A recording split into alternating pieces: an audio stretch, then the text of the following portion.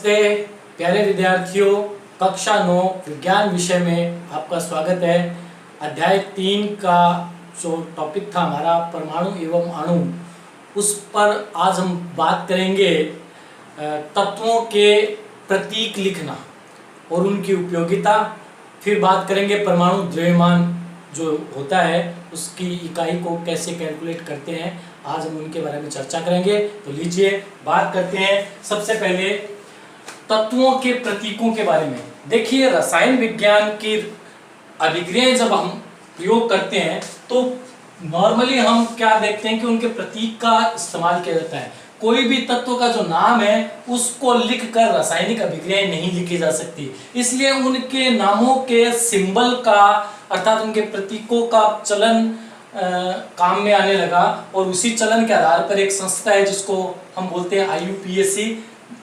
ये जो संस्था है international union pure and applied chemistry, इसके द्वारा प्रतीक सुझाए गए और इन प्रतीकों को आगे चलकर नॉमिनेट किया गया नामों के अंदर, और आज हम इन्हीं के बारे में हम चर्चा करेंगे। तो आइए बात करते हैं IUPAC प्रतीक किस प्रकार से प्रदर्शित किए जाते हैं। किसी भी नाम का अंग्रेजी अक्षर का पहला जो लेटर्स होता है, कैपिटल लेटर्स है, उसको एज ए प्रतीक में काम में लिया जाता है। लेकिन जब एक से अधिक नामों के अगर पहले लेटर्स अगर सेम है तो उन तत्वों को डिफाइन करने के लिए, अलग अलग करने के लिए उनके बाद वाले लेटर को स्मॉल लेटर में प्रदर्शित किया जाता है।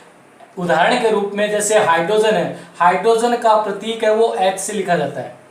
इसके बाद दूसरा जो तत्व आता है वो हीलियम है, उसका पहला लेटर भी H होता है। लेकिन इन दोनों को अलग डिफाइन करने के लिए हीलियम के स्पेलिंग का जो सेकंड लेटर है वो E होता है, जिसको स्मॉल लेटर में इस्तेमाल किया जाता है। तो इस प्रकार से इन दोनों को हम डिफाइन कर देते हैं। अगर एक से अधिक और भी H से शुरू होते हैं तो फिर उनके किसी अन्य लेटर का इस्तेमाल किया जाता है ताकि वो तीनों जो प्रतीक है वो अलग अलग प्रदर्शित हों।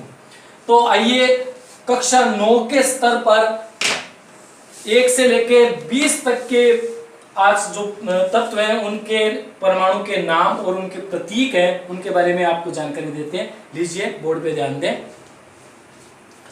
1 नंबर पे आता है हाइड्रोजन, जिसको H से लिखते हैं। 2 नंबर पे हीलियम He। 3 नंबर पे लिथियम Li। 4 पे बेरिलियम Be। 5 पर बोरोन B। 6 पर कार्बन C। 7 पर नाइट्रोजन N। 8 पर ऑक्सीजन O। 9 पे फ्लोरीन F। 10 पे नियोन Ne। 11 पे सोडियम Na। देखिए यहाँ पे सोडियम का जो प्रतीक लिया गया वो Na लिया गया है। ये नाम सोडियम होने पर इसका इस्तेमाल S होना चाहिए, लेकिन यहाँ पर इसका लैटिन नाम है नेट्रियम है, उसका प्रयोग किया गया है, इसलिए इसका प्रतीक होगा Na। फिर आता है 12 पे मैग्नीशियम Mg। 13 पे एल्यूमिनियम Al। 14 पे सिलिकॉन Si। 15 पे फास्फोरस P। 16 पे सल्फर S। 17 पे क्लोरीन Cl। 18 पे ऑर्गन Ar और 19 पे देखिए पोटेशियम में P, पोटेशियम का P इस्तेमाल होता है P, लेकिन ये फास्फोरस में ऑलरेडी P पहले ही प्रयोग किया जा चुका है, इसलिए इसका जो लैटिन नाम है कैलियम, उसका K इस्तेमाल किया जाता है। वास्तव में इसका नाम होता है पोटेशियम, लेकिन प्रतीक क्या लिखा जाता है? कैल्शियम। फिर अंत में आता है 20 पे आता है कैल्शियम Ca। तो ये थे IUPAC में तत्वों के प्रतीकों को प्रदर्शित करने का एक तरीका। कुछ नए नामों के उदाहरण में दे रहा हूं जिनके लैटिन नाम यहाँ पर सामान्य नाम और लैटिन नाम दिए गए हैं आपकी जानकारी के लिए। जैसे कि सोडियम है, उसका जो लैटिन नाम होता है वो नेट्रियम होता है, जिसको Na से लिखते हैं। इसी प्रकार पोटेशियम का कैलियम होता है, जिसको K से लिखते हैं। इसी प्रकार आयरन का Fe, लेकिन इसका लैटिन नाम फेरम होता है, इसलिए इसका जो प्रतीक है वो Fe लिया जाता है। इसी प्रकार गोल्ड अर्थात सोना, उसका लैटिन नाम ओरम है, ओरम का Au इस्तेमाल किया जाता है। और एक होता है चांदी, सिल्वर जिसको अपन बोलते हैं, उसका जो लैटिन नाम है अर्जेंटम, ये अर्जेंटम का Ag यहाँ पे प्रयोग किया जाता है। चलिए नेक्स्ट बिंदु बात करते हैं परमाणु द्रव्यमान। रासायनिक अभिक्रिया में, भौतिक रसायन में गुणात्मक और मात्रात्मक विश्लेषण में तत्वों के उनके भारों का भी प्रयोग आवश्यक हो गया और तत्वों के भारों के प्रयोग आवश्यक हो गया, तो फिर उनका भार नापना आवश्यक हो गया। और भार किस प्रकार से हम नापें, तो कोई भार नापने का जो तरीका होता है वो एक सापेक्ष यूनिट के आधार पे लिया जाता है। जैसे कि आजकल हम देखते हैं कि कोई भी चीज तोल के दी जाती है, वो वाट, एक साइड में वाट यानी तराजू में एक साइड में वाट रखा जाता है, दूसरे तराजू में वो सामान रख दिया जाता है। उनको सापेक्ष भार मानते हुए उनको एज ए भार यूनिट काम में लिया जाता है। इसी प्रकार बाट से पहले उस बाट के वजन के बराबर हो सकता है कई सारे पत्थर है, उनकी एक यूनिट बना ली जाती थी, फिर उनको उस सापेक्ष यूनिट के आधार पे तोला जाता था। ठीक ऐसे ही पुराने जमाने में यानी पुराने समय में जब तत्वों के भार के बारे में बात आई, तब भी उनको सापेक्ष यूनिट यानी सापेक्ष इकाई का प्रयोग है उसकी आवश्यकता पड़ी। तो मान लीजिए एक परमाणु का जो द्रव्यमान होता है, एक परमाणु का द्रव्यमान होता है वो एक कार्बन परमाणु के द्रव्यमान के बराबर माना जाए, मानना है ये आपको। तो उस यूनिट को यहां पर हम लिखेंगे, कार्बन परमाणु की उस यूनिट को लिखेंगे बच्चों AMU, जिसका फुल फॉर्म होता है एटॉमिक मास यूनिट, परमाणुीय द्रव्यमान इकाई। आजकल इस AMU के स्थान पर केवल U का प्रयोग किया जाने लगा है, जिसका मतलब होता है यूनिफाइड। तो यूनिफाइड शब्द है U का है, वो AMU के स्थान पे ज्यादा होने लगा है, लेकिन आजकल U का प्रयोग ज्यादा होने लग गया है। फिर प्रयोग होते गए, अगली जो स्टेप बाय स्टेप हम चर्चा कर ही रहे हैं, तो इसी आधार पर ऑक्सीजन को आधार बनाया गया किसी भी एटॉमिक यूनिट को सापेक्ष एटॉमिक यूनिट मानने के लिए। जैसे कि मैंने एग्जांपल में अभी आपको बताया कि कोई भी पत्थर के टुकड़े वो 1 किलो वजन के बराबर है, उनको एक सापेक्ष यूनिट मान के कोई चीज तोल के दी जाती है। तो उसी प्रकार से ऑक्सीजन को आधार बनाया गया है किसी भी तत्व के परमाणु द्रव्यमान को कैलकुलेट करने के लिए। तो एक परमाणु का द्रव्यमान, बहुत ध्यानपूर्वक देखिएगा, एक परमाणु का द्रव्यमान ऑक्सीजन के परमाणु के 1/16वें भाग के बराबर होता है। तो ये जो यूनिट है उसका जो कैलकुलेटेड मान था हमारे पास वो था 1.33 AMU, ये ऑक्सीजन का है।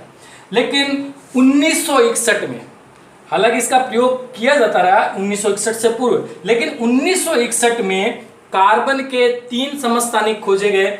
उसमें कार्बन 12, कार्बन 13, कार्बन 14, इन तीनों समस्थानिकों में 99% कार्बन C12 समस्थानिक का प्रयोग एज ए एटॉमिक मास यानी standard atomic mass unit, standard का मतलब मानक, मान के इसको मानकर किसी तत्व की AMU निकाली जाती है।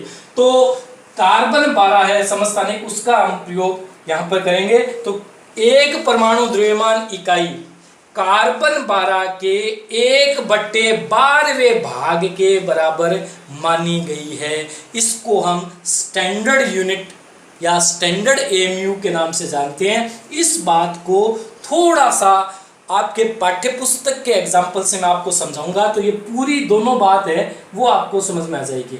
बच्चों मान लीजिए तरबूज है, तरबूज को अगर काटें हम तो उसके 12 हिस्से यानी उसकी जो पीसेस हैं वो 12 पीसेस किए जा सकते हैं। उस 12 पीसेस को मिला के पूरा तरबूज बनता है। अब मैं कह दूं कि कोई भी एक यूनिट है, मुझे तो उस तरबूज की जो एक पीस है उसको मानक मानते हुए उसकी यूनिट माननी है। तो उसको मानक मानते हुए उसकी यूनिट मानने को हम सापेक्ष फल द्रव्यमान इकाई मानते हैं। फिर आता है बच्चों एक AMU है, उसका कैलकुलेशन कैसे किया जाता है, यानी उसको ग्राम में कैसे बदला जाए। एक AMU आप उसको एटॉमिक मास यूनिट में मानते हैं, लेकिन मैं कहूँ उसको ग्राम में कैसे प्रदर्शित करेंगे, तो इसको बड़े ध्यान से आप सुनिएगा, देखिएगा, बोर्ड पे थोड़ा डिटेल में आप देख ले। एक AMU होता है वो इक्विवेलेंट होता है 1/N, कैपिटल N। जहां कैपिटल N होता है वो आवेगाद्रो संख्या होती है, जिसका मान होता है बच्चों 6.022 × 10⁻23।